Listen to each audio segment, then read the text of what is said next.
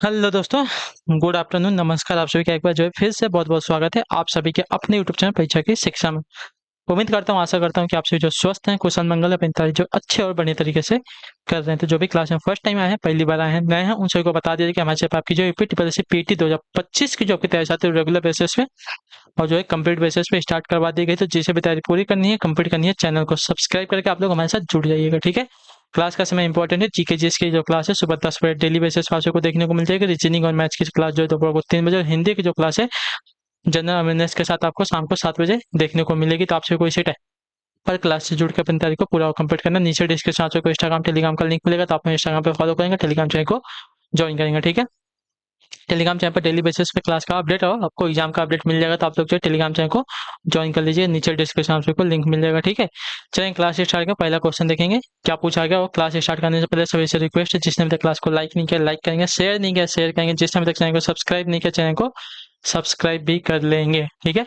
चलिए पहला क्वेश्चन आपके सामने दिया गया, ध्यान से देखेंगे, बताएंगे राइट आंसर क्या हो जाएगा। चलिए, ब्रैकेट में है 3√64 घाते x-1 इक्वल टू 64। तो x का मान क्या होगा, ठीक है। चलिए, क्या दिया गया है, 3√64 घाते x-1 इक्वल टू 64 ये दिया गया है। तो इसमें x का मान हमें ज्ञात करना है, ठीक है।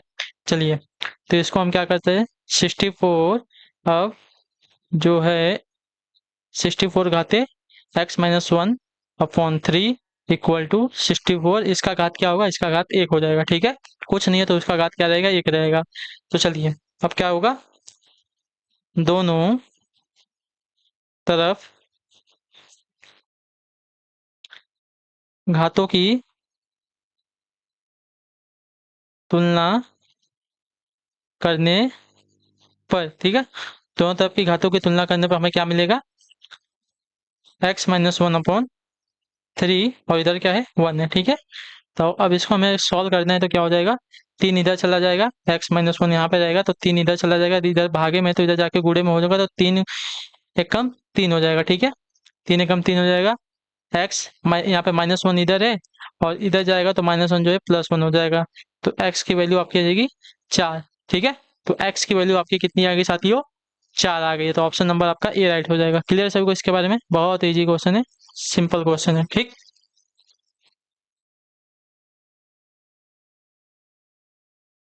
क्लियर है सभी को, समझा ना, एक बार और देख लीजिए। नहीं समझेगा तो आप हमें मैसेज करके कमेंट में पूछ सकते हैं कि हमें नहीं समझा है।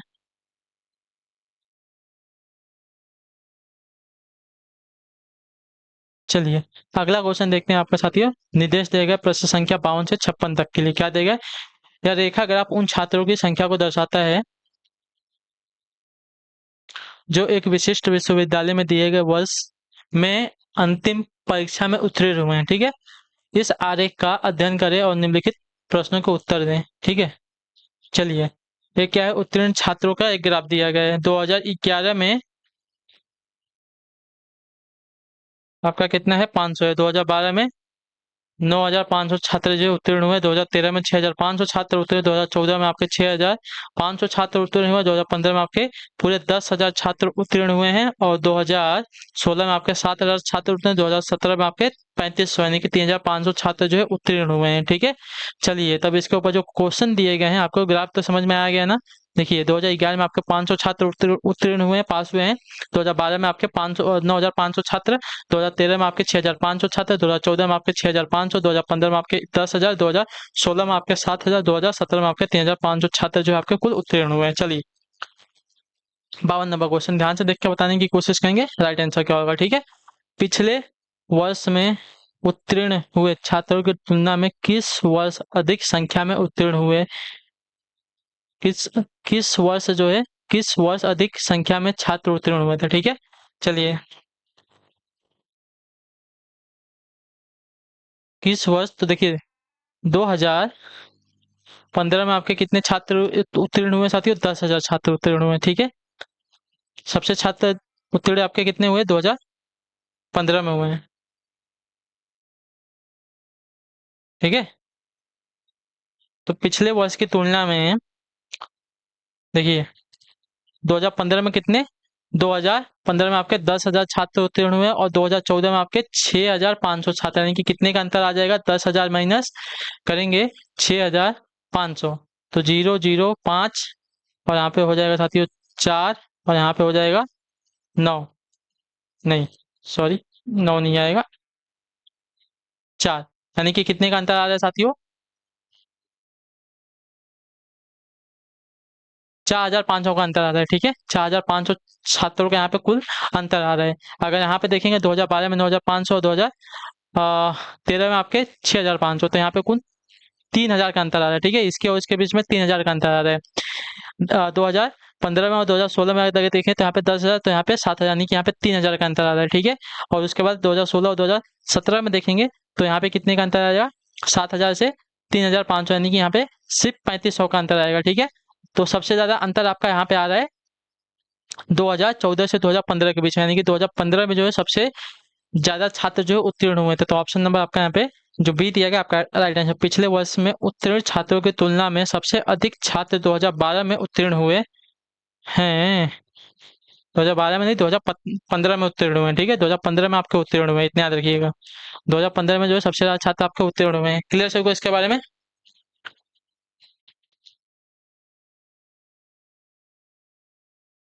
नहीं, यहाँ पे 2012 ही राइट आंसर होगा ना, यहाँ पे प्रिंटिंग मिस्टेक दिया गया है।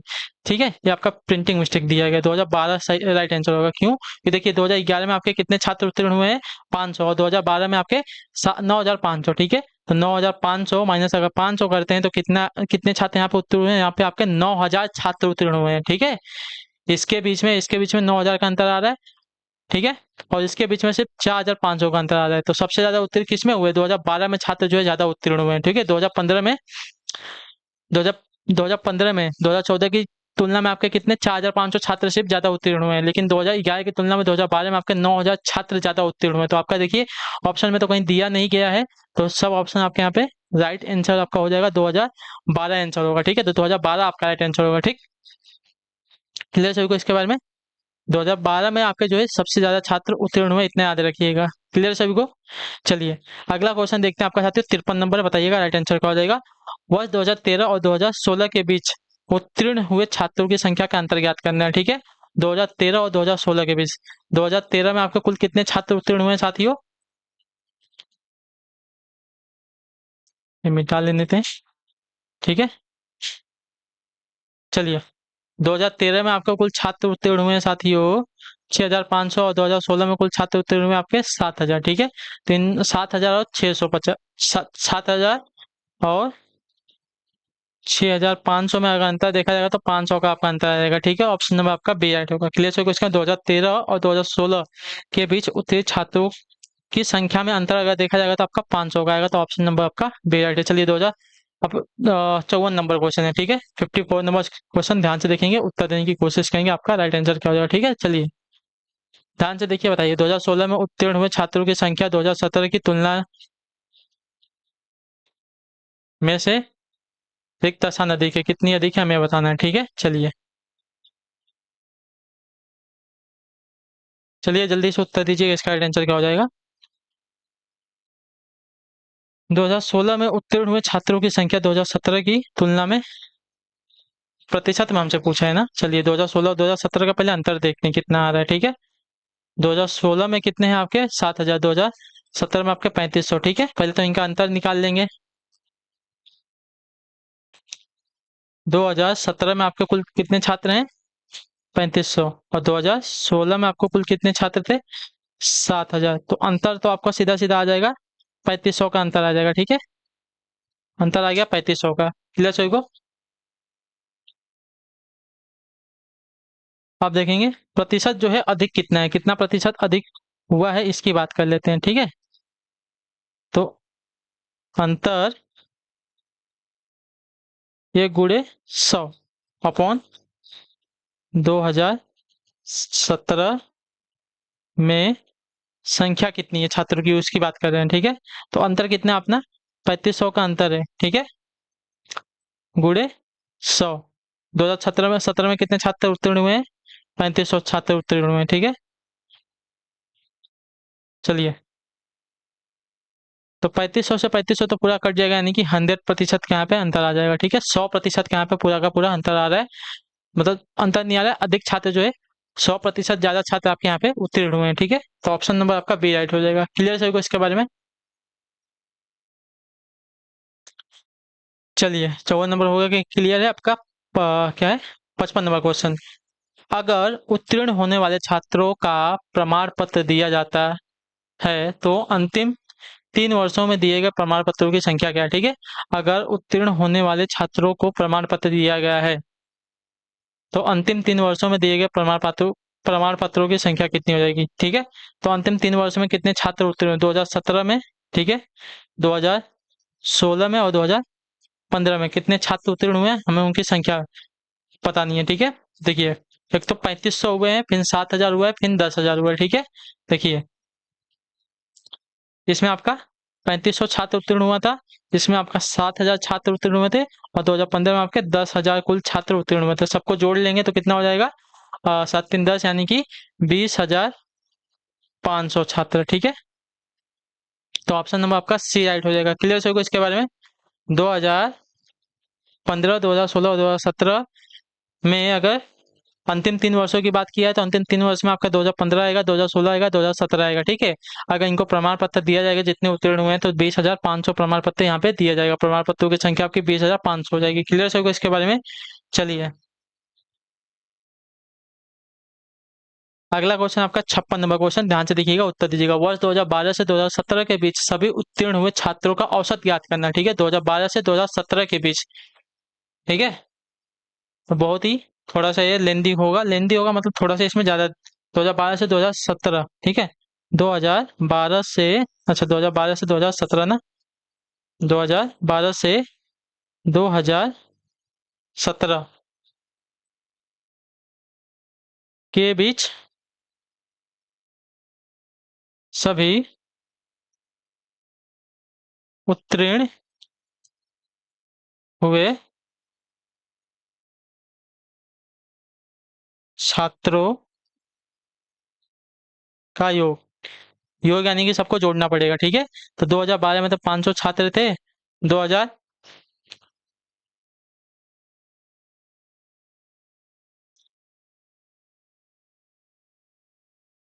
2000 2012 से पूछा है ना?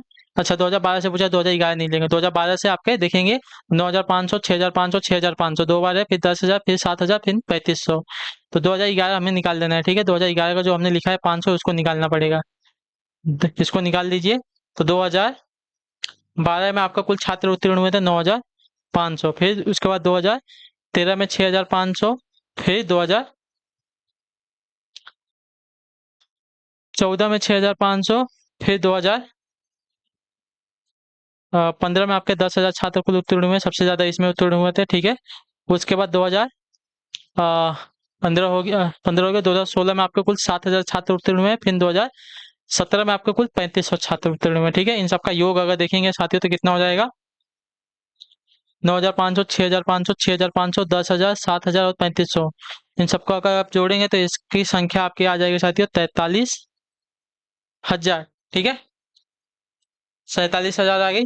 अब इनका औसत निकालना है। ठीक है, औसत निकालना है, तो देखिए, 43,000 कितनी संख्या को जोड़ा गया है? तो एक संख्या है, दो संख्या है, तीन संख्या है, चार संख्या है, पांच संख्या है, छह संख्या है ना।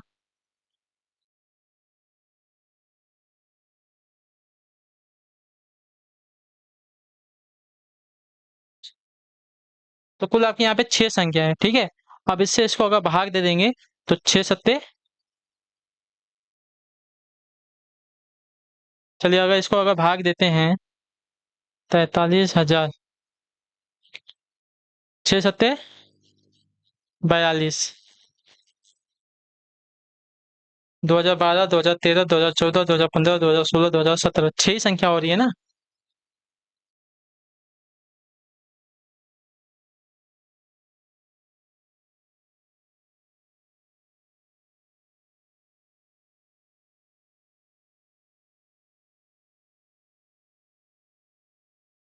संख्या तो आपकी छह हो रही है, एक संख्या, दो संख्या, तीन संख्या, चार संख्या, पांच संख्या, छह संख्या। ठीक है, तो छः सत्ते 42 हो जाएगा। एक बार इसको जोड़ देता हूँ, पहले मैं एक बार क्लियर करता हूँ जोड़ के, ठीक है।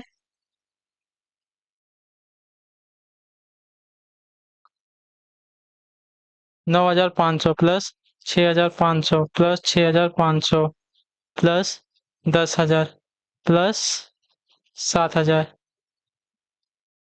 प्लस 3,500। तो टोटल संख्या तो आपके 43,000 ही हो रही है, ठीक है। अगर इसको भाग दे दूंगा 6 से अगर भाग दे दूंगा तो आपका आ जाएगा साथियों 71 66.66, ठीक है। जो कि आपका आंसर शीट में नहीं दिया गया है, ठीक है। तो आपका ये वाला गलत होगा, आंसर शीट आपका गलत हो जाएगा। कितना आएगा, ठीक है, ये इतना आएगा, या तो 6 7 आएगा, ठीक है। लास्ट में 6 6 है ना, तो आपका एक बढ़ जाएगा, 6 7 आ जाएगा। 71 दशमलव मतलब 71 67 आपका आंसर आ जाएगा, ठीक है।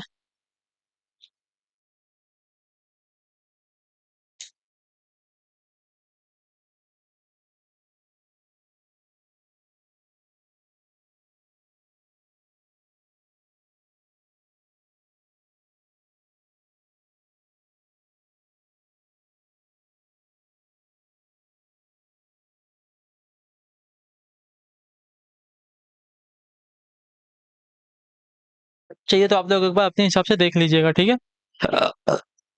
ठीक है, आप लोग एक बार अपने हिसाब से चेक कर लीजिएगा, आपको समझ में आ जाएगा।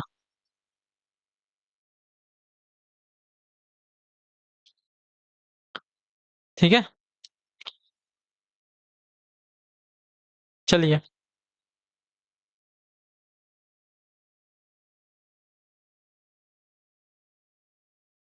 एक भाषा में मोहू को मोहू, अच्छा, इसको इस अर्थ में एक बुद्धिमान और परिश्रमी लिखा जाता है, ठीक है।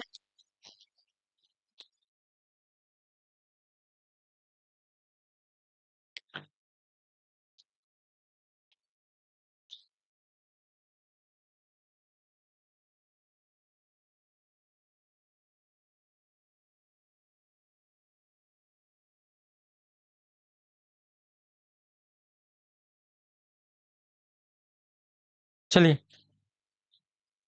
क्या दिया गया है।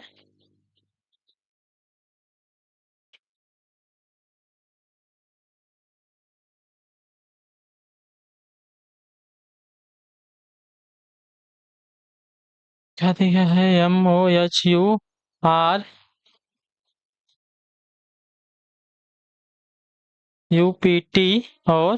NYRK को क्या दिया गया है, बुद्धिमान और परिश्रमी, ठीक है। बुद्धिमान और परिश्रमी दिया गया, ठीक है। और इसके बाद MOHUTRBJ और JECH को दिया गया है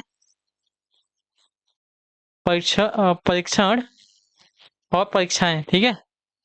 परीक्षण और परीक्षाएं दिया गया है, परीक्षण परीक्षण और परीक्षाएं दिया गया, ठीक है। परीक्षाएं दिया गया है। JECH JECHLYGE को दिया गया है परीक्षा और प्रश्न, ठीक है। इसका दिया गया है परीक्षा और प्रश्न, ठीक है। STOOJ, ठीक है। STOJ और RUPT को दिया, इसका अर्थ है बुद्धिमान उत्तर दिया गया, ठीक है। इसका दिया गया बुद्धिमान उत्तर, ठीक है। इसमें और नहीं आएगा ना, इसमें और नहीं है, ठीक है। चलिए,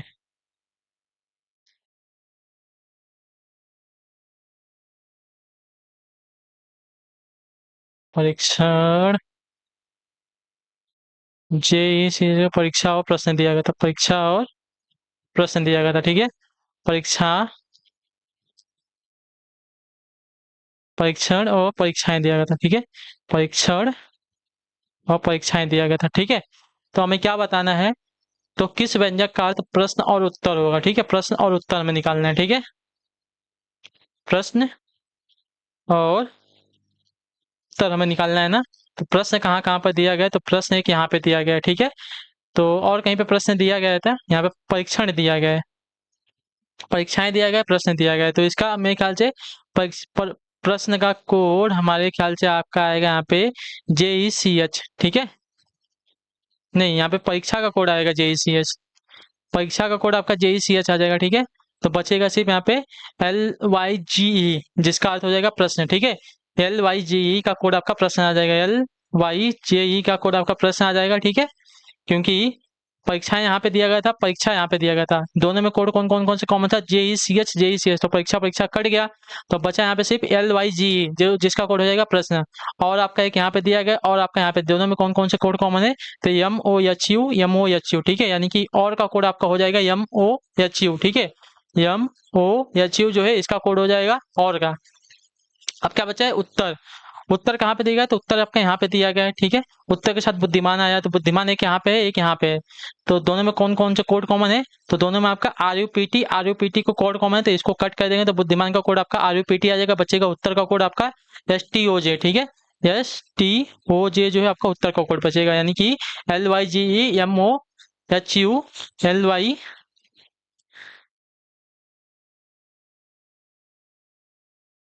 MOHUSTJ, इसका कोड आपका हो जाएगा, ठीक है।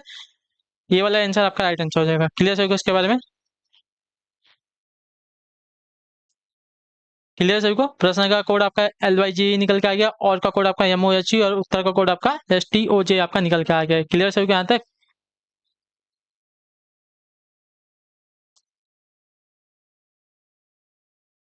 चलिए, 87 नंबर है, उत्तर दीजिएगा, राइट आंसर क्या हो जाएगा। चार संख्याएं दी गई है, जिनमें से तीन किसी तरह से एक जैसी हैं और एक भिन्न है, उस संख्या का चयन करें जो बाकी से भिन्न है, ठीक है।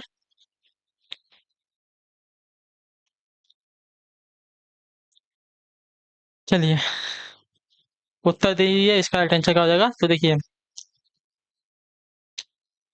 720, 120,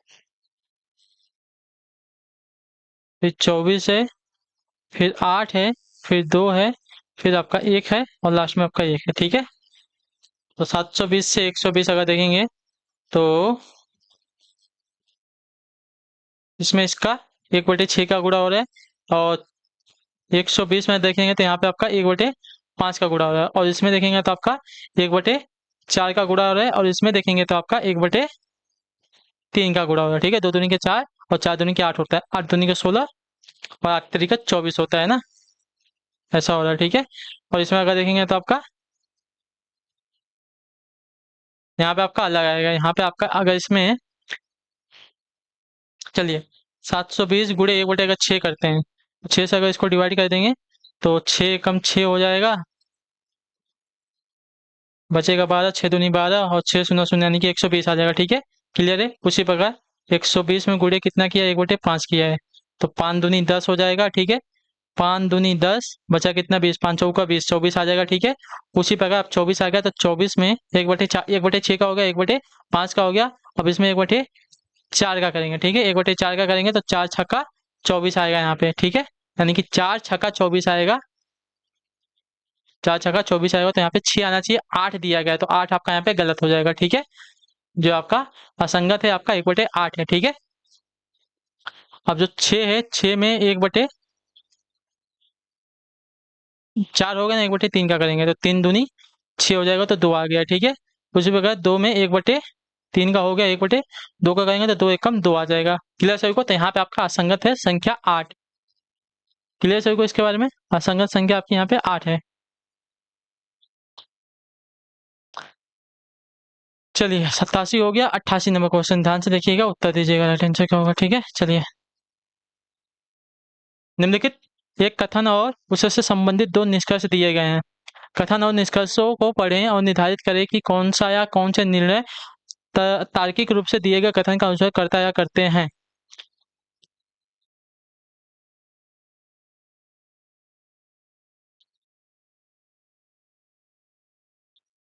तो कथन दिया गया, एक पुस्तकालय जो है पाठकों द्वारा विलंब से पुस्तकें वापस करने पर वापसी की निर्धारित तिथि के बाद विलंबित दिनों के लिए प्रतिदिन जो है 10 रुपए का अर्थदंड लेता है, ठीक है। समझ में आ गया इतना तो। तो महंगी पुस्तकों के लिए अर्थदंड अधिक होगा? नहीं, पहला निष्कर्ष तो नहीं निकलेगा। कोई भी पुस्तक ले, सस्ती लेके जाइए महंगी लेके जाइए, उससे मतलब नहीं है। अगर आपने एक दिन भी लेट किया है तो आपको 10 रुपये का दंड लगेगा, ठीक है। महंगी और सस्ती की बात नहीं की गई है।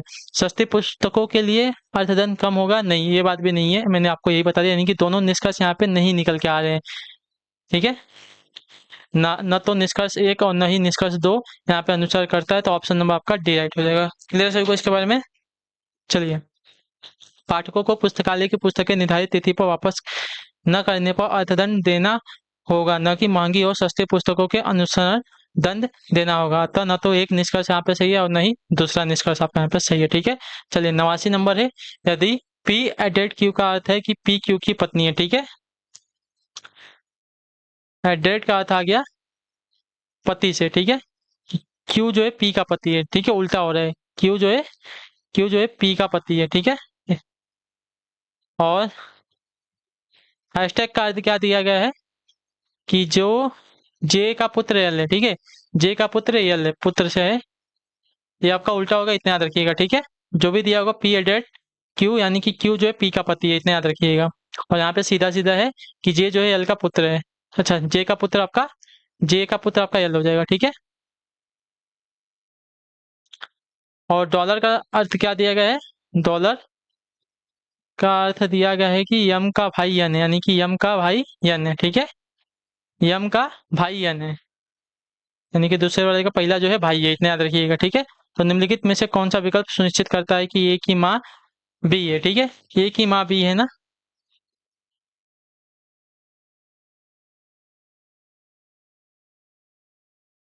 तो चलिए, ए हैशटैग बी, यानी कि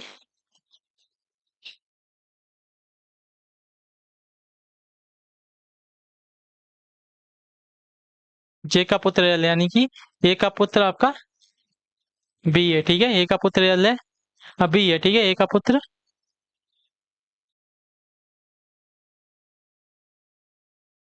चलिए, अब उसके बाद डॉलर का क्या दिया गया था? डॉलर, यानी कि सी बी का क्या है? भाई है, ठीक है। यानी कि इसका सी का भाई आपका बी हो जाएगा, ठीक है। सी का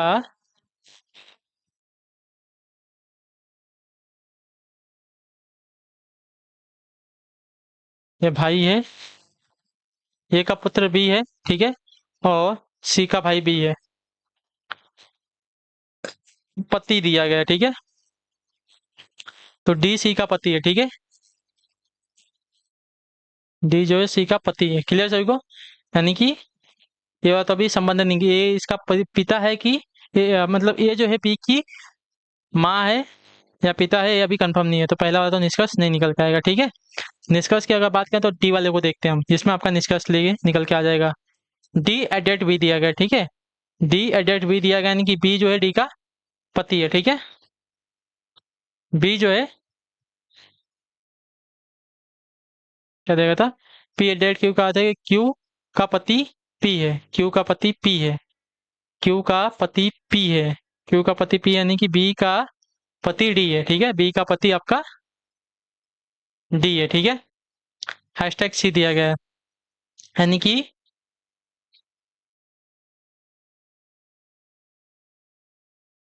चलिए, यानी कि बी का पुत्र आपका सी है, ठीक है। बी का